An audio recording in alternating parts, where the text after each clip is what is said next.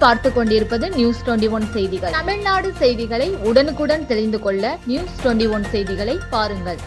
ஆற்காடு அடுத்து பூட்டுத்தாக்கு பாஜக சார்பில் சிந்தூர் ஆபரேஷன் வெற்றியை கொண்டாடும் விதமாக தேசிய கொடி பேரணி நடைபெற்றது.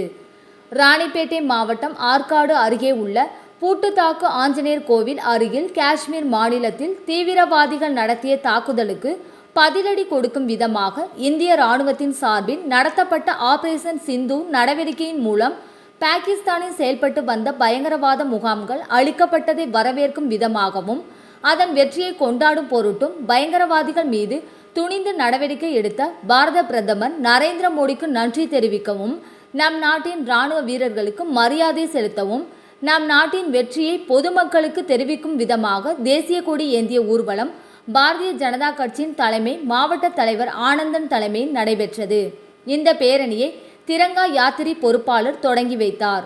இந்நிகழ்ச்சிக்கு முன்னாள் தேசிய பொதுக்குழு உறுப்பினர் ஆகியோர் முன்னிலை வகித்தனர்.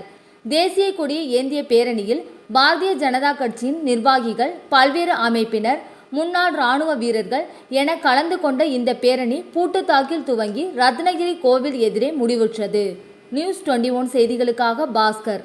ராணிப்பேட்டை மாவட்டம் ஆற்காடு பேருந்து நிலையத்தில் மாதந்தோறும் பௌர்ணமி அன்று அன்னதானம் வழங்கி வரும் Sri Jothilingeswarar சிவனடியா Seva public charitable trust பல்வேறு ஆன்மீக பணிகள், பள்ளி மாணவ மாணவிகளுக்கு உதவி செய்தல், மரம் நடுதல், இரத்த தான முகாம் நடத்துதல், மருத்துவ முகாம் நடத்துதல், துப்புரவு பணியாளர்களுக்கு நலத்திட்ட உதவிகள் வழங்குதல் போன்ற எண்ணற்ற பொது சேவை பணிகளை செய்து வருகின்றனர். இதில் உதவி செய்ய விருப்பமுள்ளவர்கள் தொடர்பு கொள்ளவும். நிறுவன தலைவர் ஜெய் மாருதி சரவணன், எண் 3, ராஜ முதலியார் தெரு, ஆற்காடு, ராணிப்பேட்டை மாவட்டம்.